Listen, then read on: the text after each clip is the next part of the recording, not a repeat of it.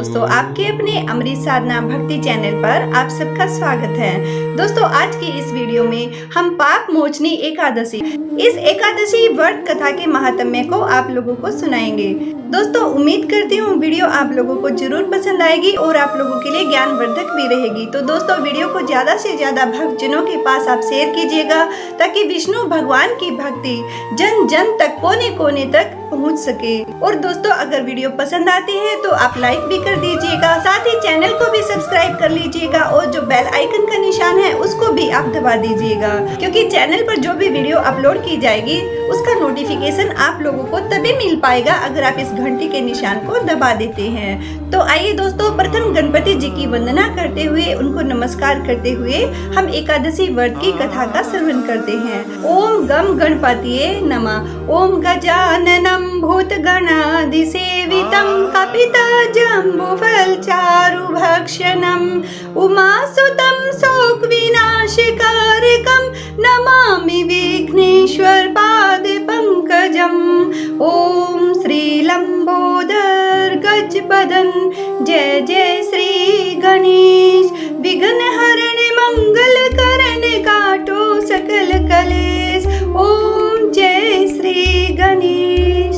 गणपति जी की वंदना करने के बाद दोस्तों अब श्री हरि को प्रणाम कर लेते हैं। दोस्तों, अगर आप एकादशी का व्रत करते हैं तो बहुत अच्छा है। अगर आप किसी कारण से व्रत नहीं भी कर पाते हैं तो एकादशी के व्रत कथा महात्म्य का श्रवण कर लीजिएगा और विष्णु भगवान का कोई भी स्तोत्र है, मंत्र है, उसका आप अगर श्रवण भी कर लेते हैं तो दोस्तों श्री हरि की विशेष कृपा आप लोग पा सकते हैं। आपकी मनोकामनाएं पूर्ण होने लगती हैं और विष्णु भगवान का परम धाम उनके भक्तों को प्राप्त होता है।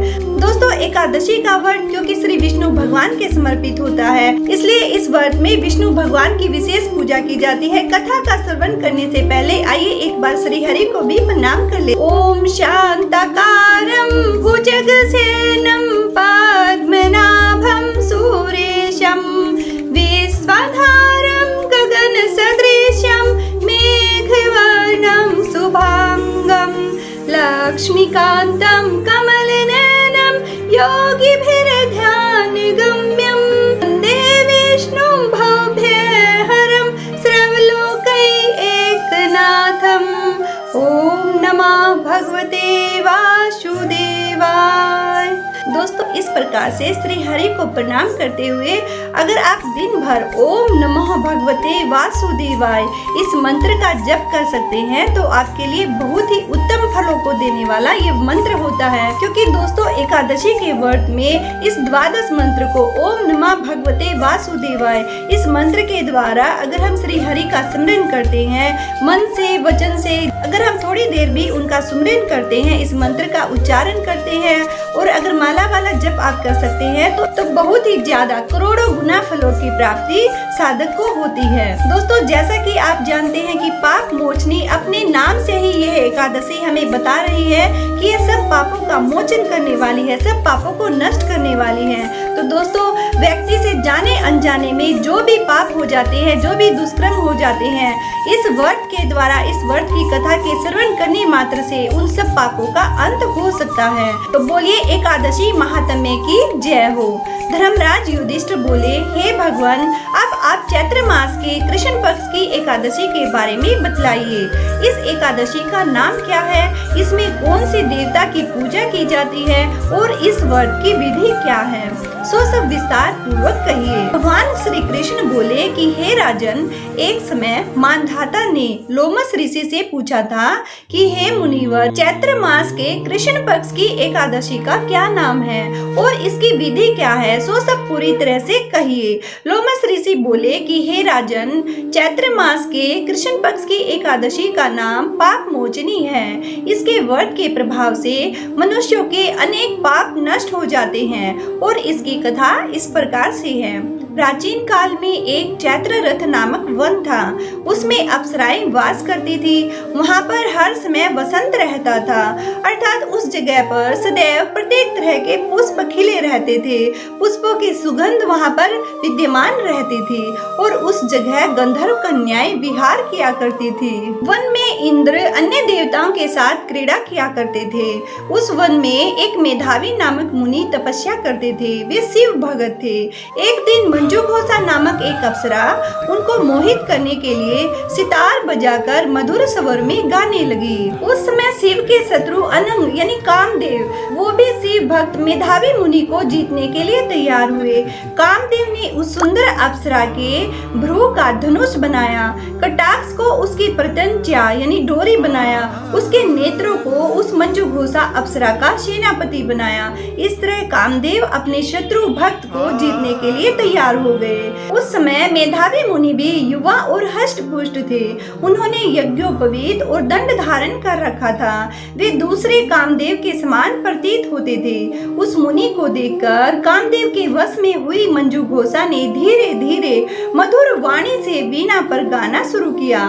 तो मेधावी मुनि भी मंजूघोषा के मधुर गाने पर और उसके सौंदर्य पर मोहित हो गए।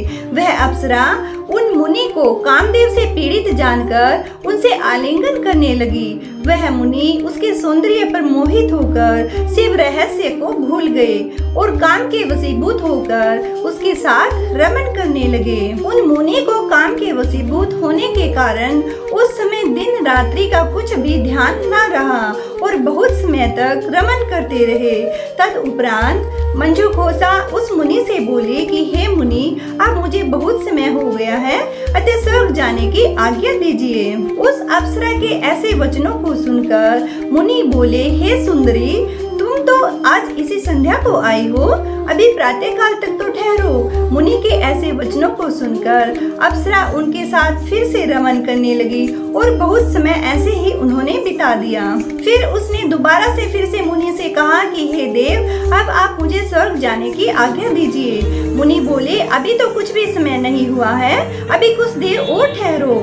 इस पर वह अप्सरा बोली, हे मुनि, आपकी रात्रि तो बहुत लंबी है, अब आप खुद ही सोचिए कि मुझे आपके पास आए हुए कितना समय हो गया है। उस अप्सरा के वचनों को सुनकर मुनि को ज्ञान प्राप्त हुआ और वह समय का विचार करने लगे। जब रमन करने से उसका प्रमाण 57 साल 7 महीने और 3 दिन ज्ञात हुआ तो वह उस अप्सरा को काल का रूप समझने लगे। वह अत्यंत क्रोधित हुए और उस तप का नाश करने वाली अप्सरा की तरफ देखने लगे। उनके अधर कांपने लगे और इंद्रियां व्याकुल होने लगी। तब मुनि उस अप्सरा से बोले, अरे दुष्टे, मेरे तप को नष्ट करने वाली, तो अब मेरे श्राप से पिशाचिनी हो जा। तू महान पापी और दुराचारिणी है, तुझे धिक्कार है। उस मुनि के क्रोध युक्त श्राप से वह पिशाचिनी हो गई। तब वह बोले कि हे मुनि, अब मुझ पर क्रोध को त्याग कर प्रसन्न हो जाओ और इस श्राप का निवारण कीजिए।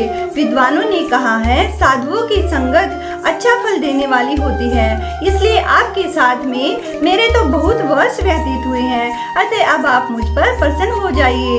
तब मुनि को कुछ शांति मिली और वह पिशाचिनी से बोले, अरे दुष्टे, तूने मेरा बड़ा बुरा किया है, परंतु फिर भी मैं तुमको श्राप से छूटने का उपाय बता देता हूँ। चैत्र माह के कृष्ण पक्ष की जो एकादशी है उसका नाम पाप मोचनी एकादशी है। उस एकादशी का व्रत करने से तू पिशाचिनी की देह से छूट जाएगी, तेरे सब बुरे क्रमों का अंत हो जाएगा। इस प्रकार मुनि ने उसको समस्त विधि व्रत की बतला दी और अपने पापों के प्रायश्चित करने के लिए अपने पिता च्यवन ऋषि के पास गए। च्यवन ऋषि अपने पुत्र मेधावी को देखकर बोले कि अरे पुत्र, यह तूने क्या किया, तेरे समस्त पाप नष्ट हो गए हैं। मेधावी बोले, हे पिताश्री, मैंने बहुत बड़ा पाप किया है और अब आप उससे छूटने का मुझे उपाय बतलाइए। च्यवन ऋषि बोले, हे तात, तुम चैत्र मास के कृष्ण पक्ष की पाप मोचनी एकादशी का विधि और भक्ति पूर्वक व्रत करो, इससे तुम्हारे समस्त पाप नष्ट हो जाएंगे।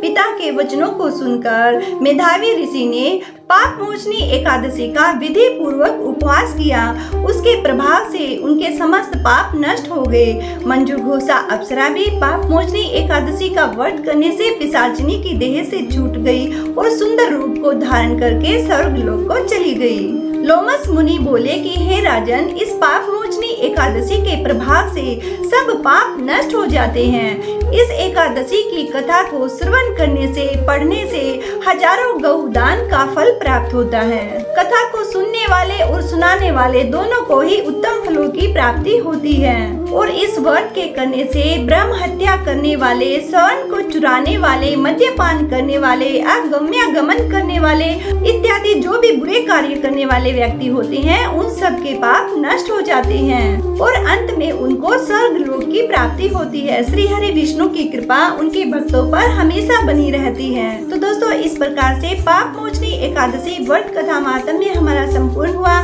श्री विष्णु भगवान की कृपा आप सब पर बनी रहे। श्री विष्णु भगवान और लक्ष्मी माता की कृपा आप सब पर बनी रहे। एकादशी माता का आशीर्वाद आप सब पर बना रहे। आप सबका जीवन सुखमय हो, मंगलमय हो। इसी मंगल कामना के साथ दोस्तों अब हम विराम लेते हैं और आपको एक बात और कहना चाहते हैं कि अगर आप व्रत रखते हैं तो व्रत में आपको एकादशी की आरती जरूर सुननी चाहिए। और दोस्तों, एकादशी की आरती और विष्णु भगवान के स्तोत्र हमने चैनल पर अपलोड किए हुए हैं। अगर आप लोगों की रुचि है तो आप आरती को जरूर सुनिएगा और विष्णु भगवान के स्तोत्रों का भी श्रवण कर लीजिएगा। दोस्तों, वीडियो को ज्यादा से ज्यादा भक्तजनों के पास शेयर कीजिएगा ताकि विष्णु भगवान की भक्ति, एकादशी व्रत का महात्म्य जन जन तक पहुंच सके। इसमें आप लोगों का सहयोग बहुत जरूरी है। और दोस्तों, वीडियो अगर पसंद आती है तो लाइक भी कर दीजिएगा और चैनल को सब्सक्राइब भी कर लीजिएगा। और चैनल को सब्सक्राइब करने के साथ साथ बेल आइकन को भी दबा दीजिएगा।